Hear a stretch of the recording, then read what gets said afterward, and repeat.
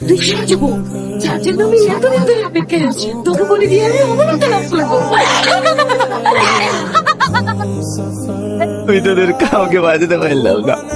তুমি কেঁদো না, কাল চন্ডাল কাউকে শেষ করতে পারবে না। শ্রাবণীকে আমি খুব ভালোবাসি। কাল চন্ডাল আমার শ্রাবণীকে বশ করে রেখেছে। আমি ওকে নামিয়ে এখান থেকে যাবো না। আমি তোমার সঙ্গে আছি, কিন্তু ওকে কি মারার কোনো উপায় নেই? আছে, একটা উপায় আছে। চন্ডালের যত শক্তি ওই গোলাপ ব্যক্তির ভেতরে আছে, ওটা যদি ভেঙে দেওয়া যায় তাহলে ওর সব শক্তি শেষ হয়েও মারা যাবে।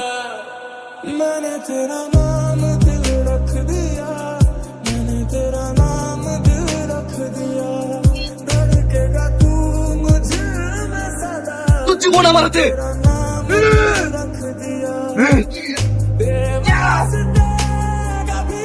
তোকে আমি শেষ করে দেবো।